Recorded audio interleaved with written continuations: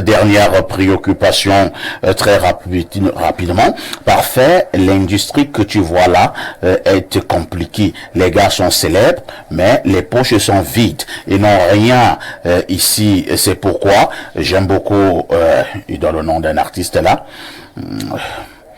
Je pense qu'il n'est pas un modèle, hein, pourquoi je ne donne pas son nom. Il ne se vend pas le rêve, le gars vous dit que la musique ne donne rien, c'est pourquoi il vend sa bière. D'accord. En même temps également, on peut soupçonner de qui il s'agit. S'il pense que la musique ne donne rien et que c'est en vendant les bières qu'il se large, il y a un problème. Ça veut dire qu'il a un musicien a un problème vraiment.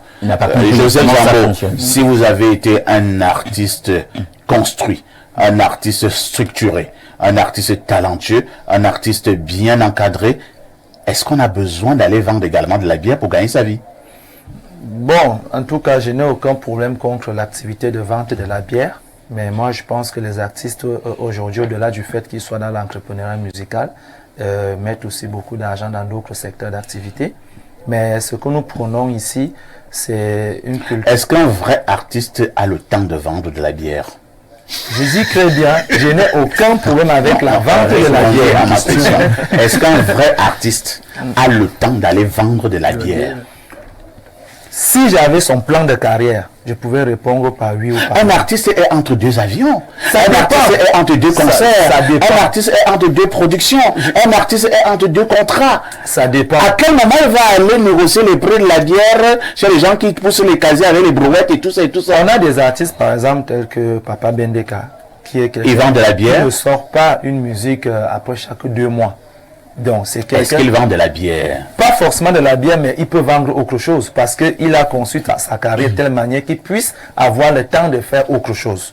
Donc, tout dépend du plan de carrière. Mais moi, ce que moi j'aime bien. Il y a un plan de carrière qui peut faire que tu es artiste, tu vends aussi la bière. Il faut qu'on étudie, c'est comme le plan de carrière, c'est comme un business plan pour une entreprise. Si on étudie son plan de carrière et qu'on voit que tu as peur de l'artiste là. Non, je n'ai pas peur. Tu le connais? Non, je l'ai jamais rencontré. Tu sais de quoi on parle? De qui on parle? Je parle de l'artiste qui vend la bière. Mais il n'est pas le seul qui vend la bière. Je sais de qui vous voulez parler et tout. Il y en a plusieurs qui ont fait des snacks, il y a petit. Mais là, je te pose d'abord la même question. Toi qui es producteur, je ne sais pas pourquoi vous tremblez. Un vrai artiste peut vendre de la bière? Effectivement, moi je pense qu'un vrai artiste normalement devrait diversifier ses sources de revenus. Donc il fallait pas vendre de la bière. Il pourrait éventuellement. Et il le fait. Si Singila est brand ambassadeur d'une bière, il vend déjà de la bière. Non, c'est pas la même chose. Si il vend de la bière, oh là là, faut pas décevoir les gens. Si vous avez un non, il est juste légérie. Il est là pour promouvoir une marque.